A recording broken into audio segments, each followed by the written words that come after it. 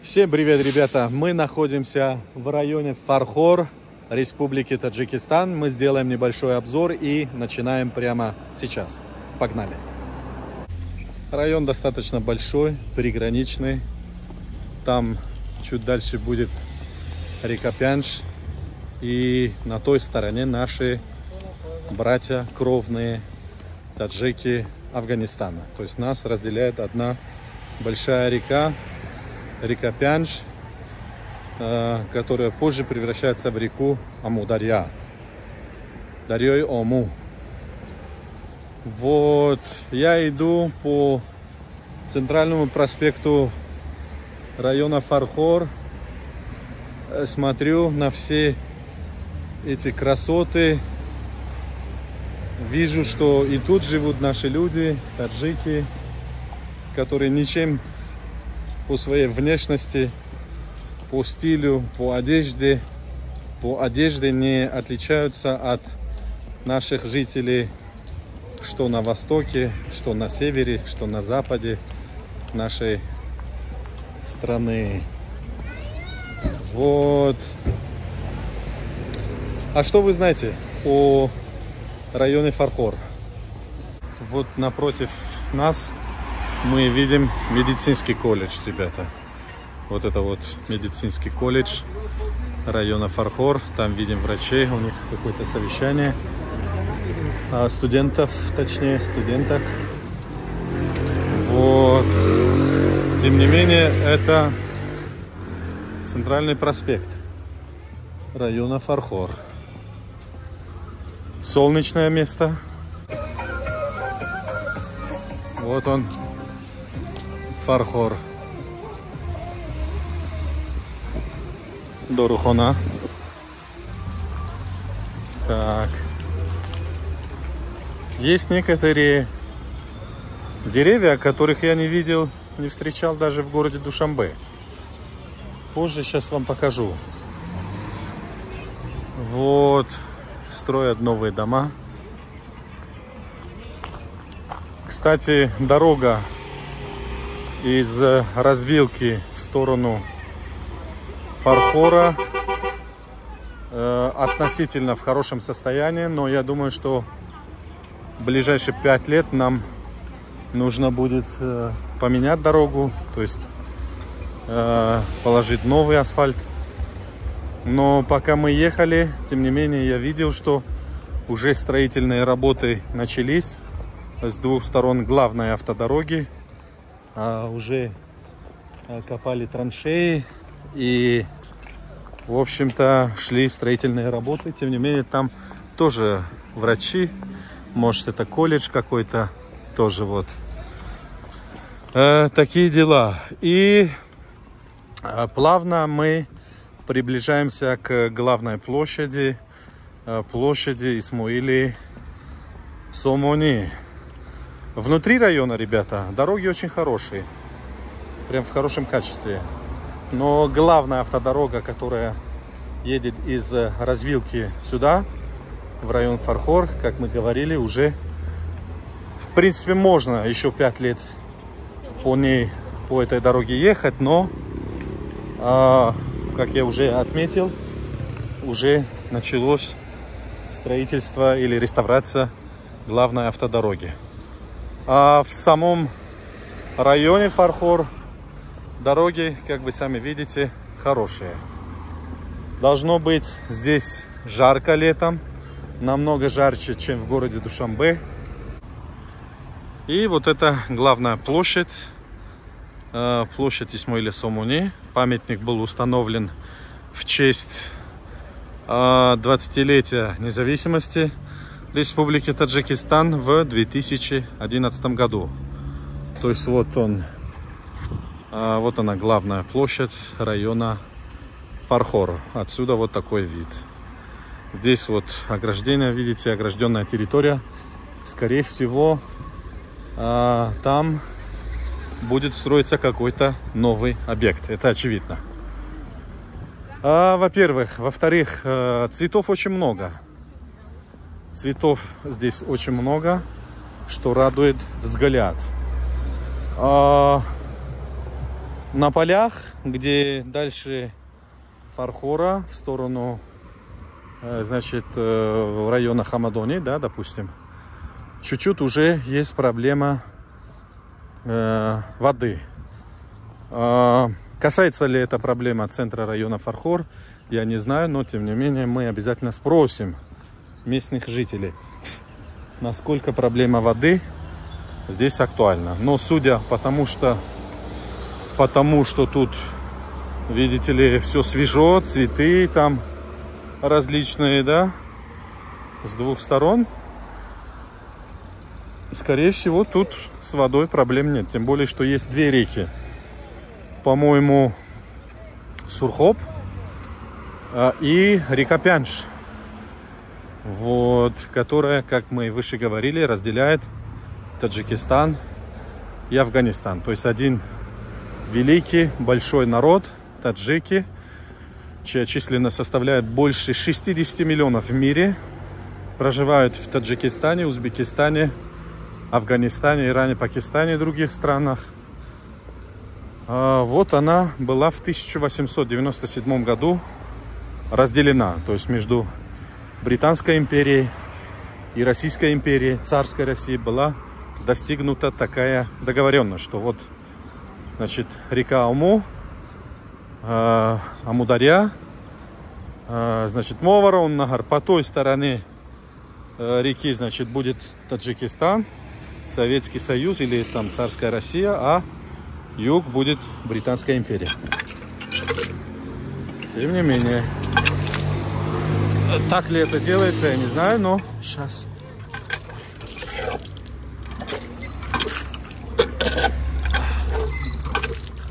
Что-то я неправильно. Вода из скважины. Функционирует, ребята. Здесь музей района Фархор. Прямо напротив нас, то, что я вижу. Музей открыт. Но заходить не будем, потому что мы не музеологи, но тем не менее вы имеете в виду, что если вам хочется ознакомиться с достопримечательностью и интересными местами района Фархор более детально, конечно, можете заходить. Вот музей и рядом вот такие цветы, которых я в Душанбе не видел. Я же говорю, что есть деревья, есть цветы, которых я не встречал в Душанбе. Может, они адаптированы к этому климату. Всякое может быть. Вот. Справа от нас мы видим медицинский центр, здравпункт. Вот, района Фархор. И сразу напротив Машали Озоди Бошат, намедоном хоп, в любом случае символизирует независимость и стремление нашего народа к вершинам. А в чем заключается вершина для нашего народа, для таджикского народа? Как вы думаете? Было бы интересно. Амонатбонг, местный филиал, работает. Вот, вершина для нашего народа — это что? В первую очередь, конечно, достижение 4 стратегических целей, поставленные нашим высшим руководством, правительством Республики Таджикистан.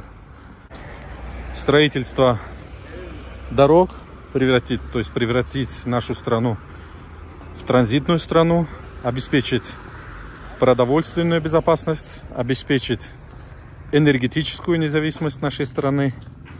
Что еще?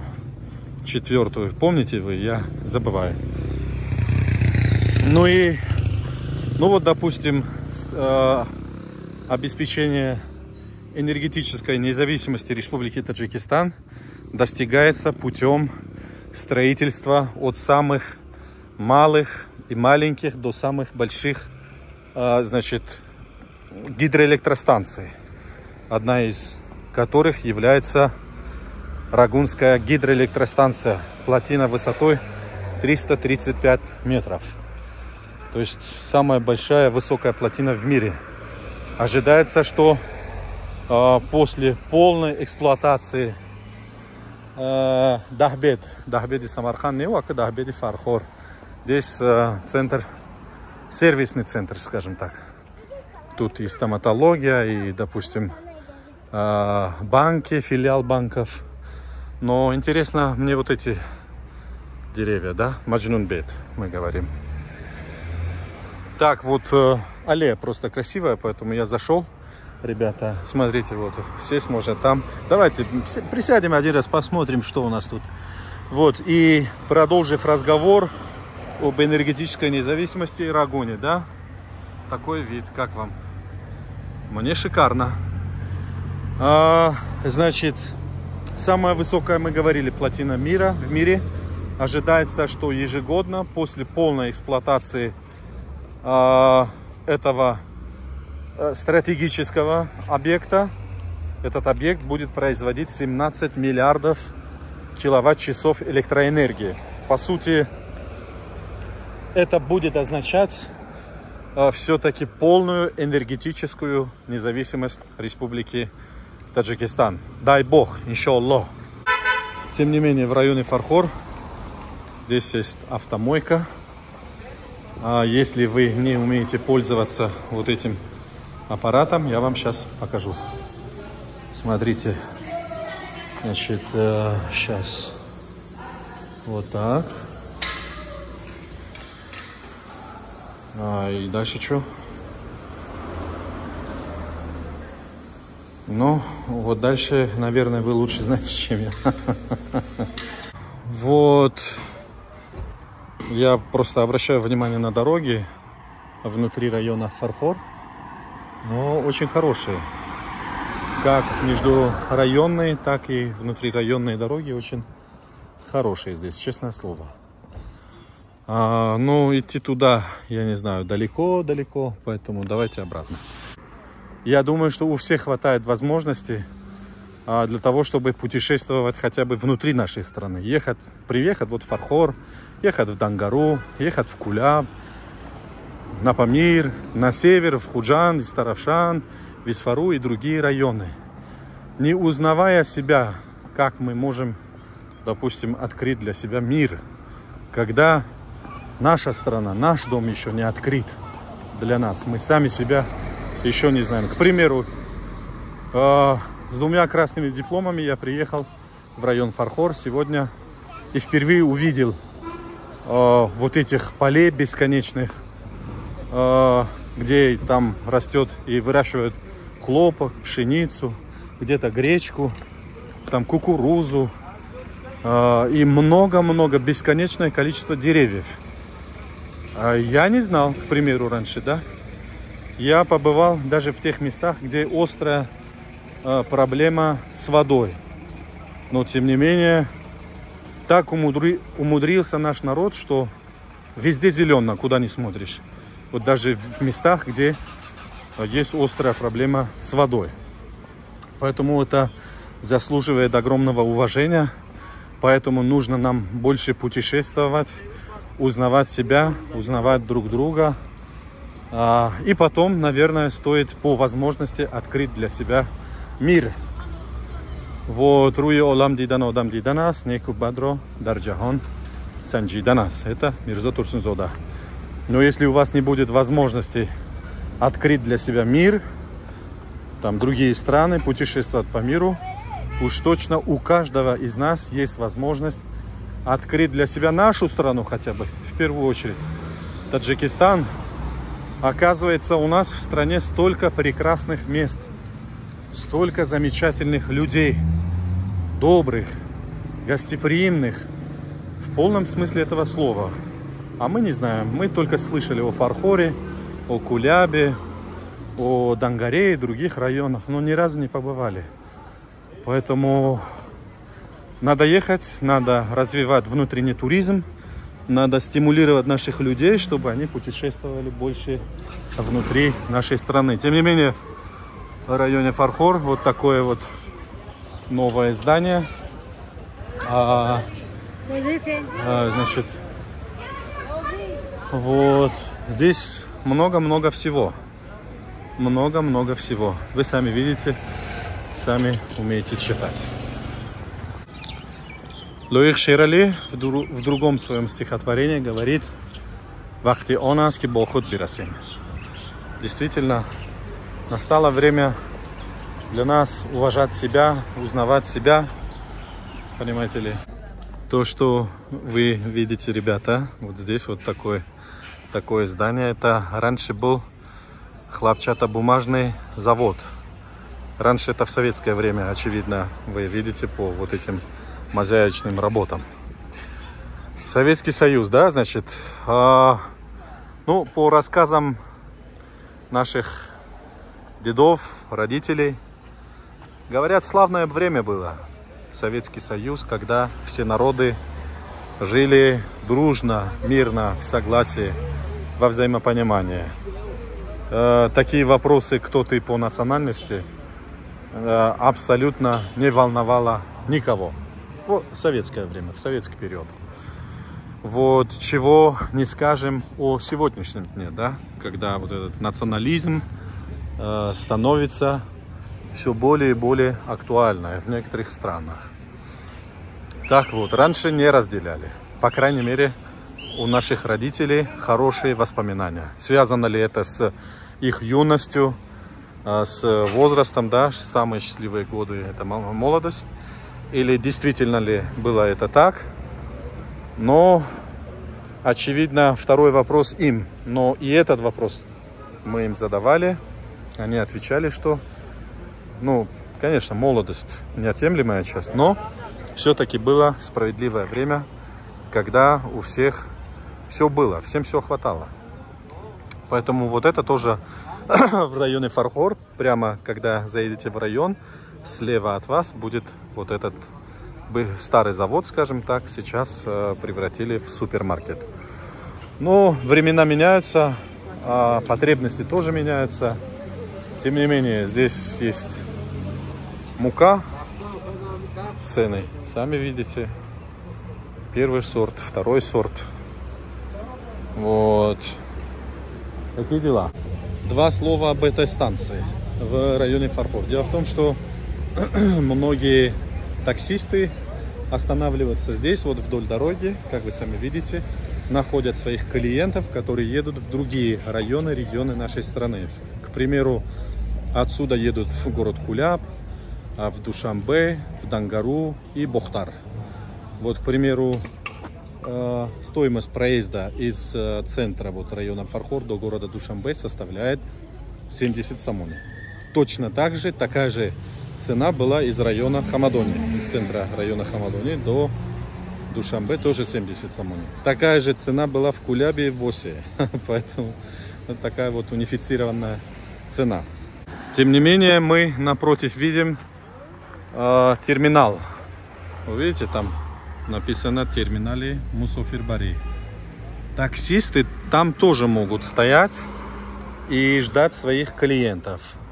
Если вы не будете ходить туда, тогда они будут вас искать где-то вот здесь, на фоне вот этого вот завода. Фархор, ребята, Фархор.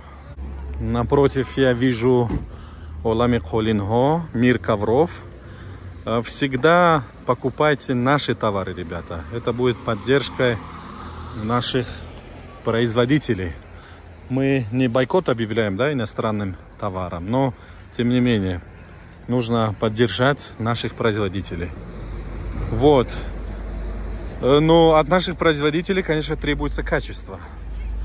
Вы обеспечите качество, я думаю, что покупатели обязательно, коль он платит, он, значит, грамотный, он умеет считать и умеет думать, за что он платит. Поэтому вы обеспечите качество, я думаю, что ваши клиенты будут. Но, тем не менее, рекомендуется поддержать наших местных производителей. Здесь есть все. Фастфуд. Так вот, значит, что еще? Давайте посмотрим. В районе Фархор. Палитра, обои. Ну вот, пусть поддержите, если это местный производитель. Вот палитру. Что примечательно в районе Фархор, ребята, так это вот эти вот лотоки или ирригационные каналы. Или лотоки вот эти вот. Они в советское время все работали.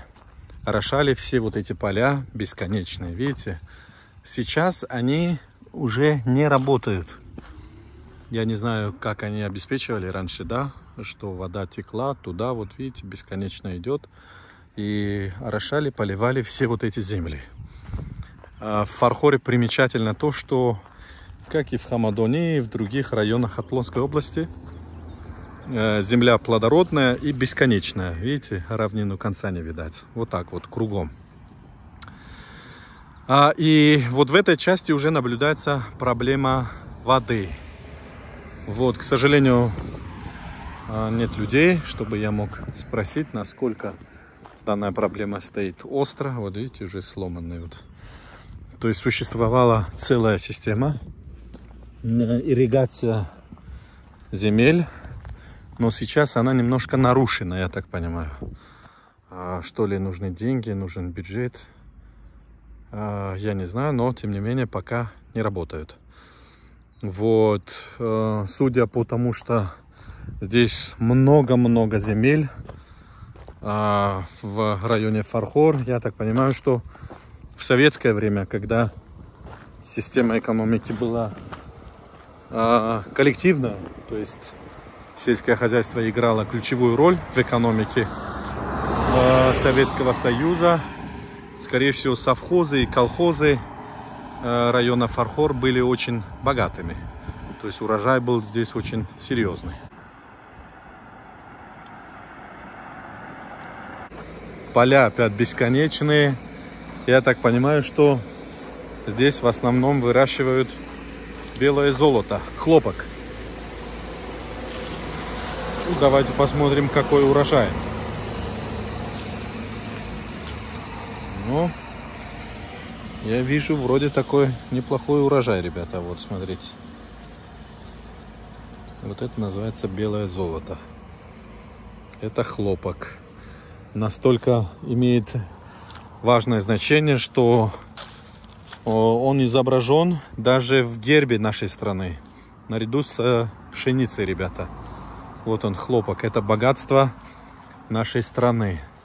И вот в районе Фархор вот такие вот также бесконечные поля хлопковые.